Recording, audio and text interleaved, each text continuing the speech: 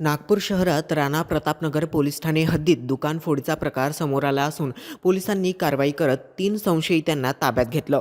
फिर्यादी विशाल काकडे यांनी दिलेल्या तक्रारीनुसार जैताळा बाजार चौक परिसरातील VS ट्रेडर्स या हार्डवेअर दुकानात चोरी झाली। 20 जानेवारी रोजी रात्री 8 वाजता दुकान बंद करण्यात आलं होतं। मात्र दुसऱ्या दिवशी सकाळी दुकान उघडल्यानंतर गल्ल्यातील 50 ते 60 हजार रुपये चोरीस गेल्याचं निदर्शनास आलं।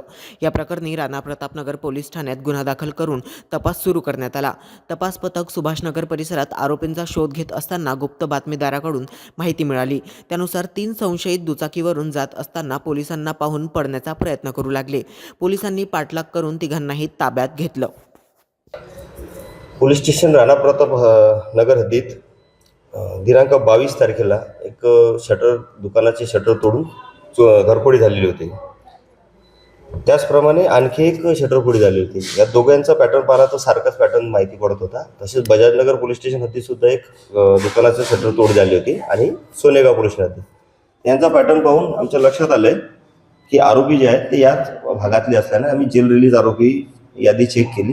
त्यात आम्हाला एक संशयित आरोपी मिळून आला। गोपनीय माहिती काढली असता त्याची एक 3 जणांची टोळी चोरी करत असते, घरफोडी करत असल्याने आम्हाला माहिती पडली।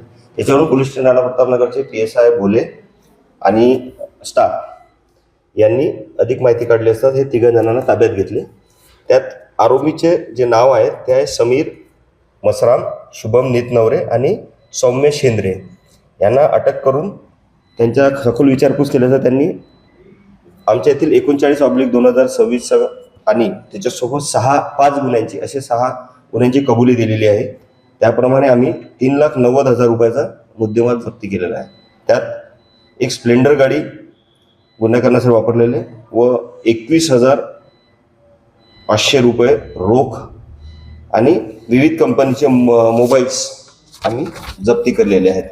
सदरची कामगिरी जी आहे माननीय पोलीस उपायुक्त साहेब परिमंडळ क्रमांक 1 श्री रेड्डी सर व सहाय्यक पोलीस आयुक्त साहेब श्री गुरव सर यांच्या मार्गदर्शनाखाली जे तपास पथकांनी राणा प्रतापनगरच्या तपास पथकांनी कामगिरी केली आहे।